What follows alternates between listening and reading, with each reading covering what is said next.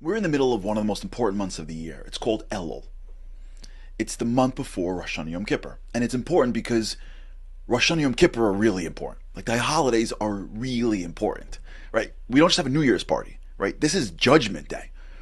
This is the 10 days in which God decides the fate of humanity, your year, your life. It's a big deal. And the way a lawyer preps his client for trial and the way a mentor will prep his executive for the annual review, the rabbis are like, hey, everybody, like, pay attention. This is a big deal.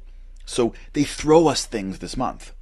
We blow shofar. We say an extra paragraph after the tefillos. We say slichos.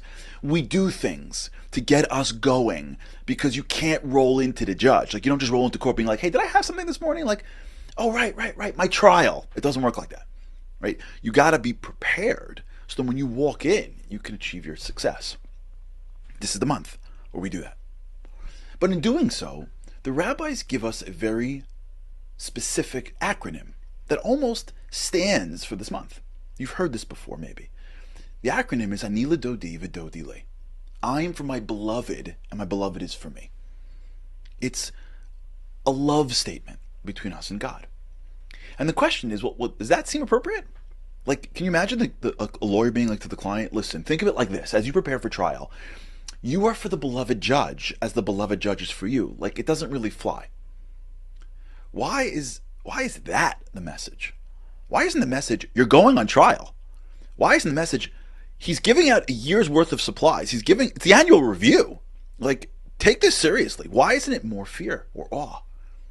Why does the rabbis hid the love? So, a few years ago, I was involved in a certain situation where a company was doing annual reviews. And one of the divisions that they were reviewing had great people, great leadership, but they had a terrible year. They made a couple of bets that went wrong. They did a couple of things that messed up. They lost some good people. They had a tough year. And the head of the division, the managing director, was presenting now to the executive team his annual review. And he came into the meeting, I'll never forget this, and he was so negative. He was like aggressive. He was like blaming people.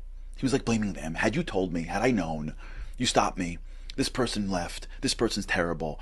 The whole vibe in the room was negative. And the meeting was going south. So in a break, I walked up to him and I said, what are you doing? He goes, what do you mean? I'm like, why are you so negative about this? He's like, why am I negative? Because look at my year and look at my performance, and it's not my fault, and it's their fault, and they're going to blame me, and they're going to cut my bonus, and they're not going to. I'm like, whoa, wait a second. I'm like, you don't get it. The executives, they believe in you. He's like, no, they don't. I'm like, they do. Behind your back, they think you're part of the future of the company. Like, they really believe that you've got a shot at sitting where they're sitting in the future. It's the market. You have ups and you have downs. You run a business. There are good days and bad days. Like, you have bad years, but you're coming at it totally wrong. He's like, really? I'm like, yeah. So we come back, and he says, listen, I apologize. Can we do this next week? And they say, all right, like, fine. He comes back a week later. He presents again, and he's on fire. And by the way, he's working on the same stuff, but he's building his group, and he's got ideas, and he's asking for resources, but his whole aura is positive. It's excited. It's engaging. You know, we approach the high holiday season sometimes in a negative way. We were taught, or we were told growing up somewhere, that God's always mad at you. You're never enough. And during this period of time, he knows. Like, he may not be paying attention, but he's paying attention now. And you really think about standing in front of the creator of the universe at Judgment Day. Who here is like, I got this, right? Only if you're humble, you're not thinking that. You're thinking, I'm not enough, and I'm really scared. And then you start having these thoughts of, I shouldn't be doing this, and you start not thinking about it until the last minute, or you're like, is God even paying attention? Or you try for it to be over quickly.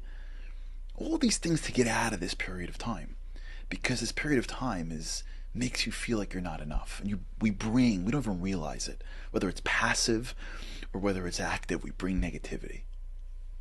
And the rabbis take the month of prep and say, listen, I want to create an acronym for you.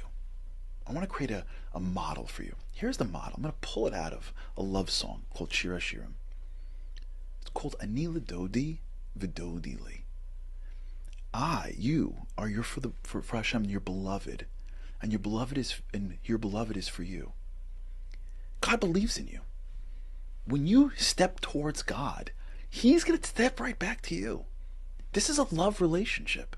He didn't put you on this earth to torture you. He didn't give you your challenge because you can't. He gave you your challenges because you can. He knows you're imperfect. He made you imperfect. He knows the world is imperfect. He made the world imperfect. He knows how it works. The goal this month to prepare is not to shirk responsibility, not to realize that I'm there. We're not there. We've got a million things to work on. We have to work on our relationships to each other, our relationship to God. We have to work on so many traits, so many character. That, of course, if you're alive, there's stuff to work on. Rosh Hashanah Yom Kippur is the time when you stand before God and go, I got stuff to work on, but I want to do it. I need your help. And I was thinking about it, and I was planning for it, and hey, I made all these different. I made amends here, and I made amends there, and I realized it, and I made up with this person, and I started doing this, and I started praying a little heavy, and I started, but I got a lot more in me. I want more. I want you. The perspective of holidays, the perspective of Rosh Hashanah Yom Kippur, is the positive energy of, yeah, it was a tough year. Yeah, I'm not perfect, but I want to be perfect. I want to be better. Knowing that when you take the ani, the you, and you go lidodi, and you go towards God, God takes lidodi, and He goes towards you. He doesn't sit behind the bench and go, fine, you're lucky I let you live this time. He doesn't say, listen, I'm sorry, it didn't work out, I got someone better, I'm cutting your division. He says, really, you want me? Really, you want the relationship? Well, I'm all in. Because I always wanted a relationship. I'm your father. You know, it says, Hashem tzilcha yad yaminecha. I believe it's the Baal Shem Tov who says, we compare God to shade, because just like shade moves with the actions of man, so does God move with our actions. He waits for us and allows us to define the relationship. This period of time, Elul, is the time of the year where we're supposed to stop what we're doing, prepare for the high holidays, but not in a negative, I can't wait for it to be over way. In a positive, I have a moment literally before the Creator that I can build a stronger life. I can overcome more challenges. I could be better. I can work on myself. I can refine my traits.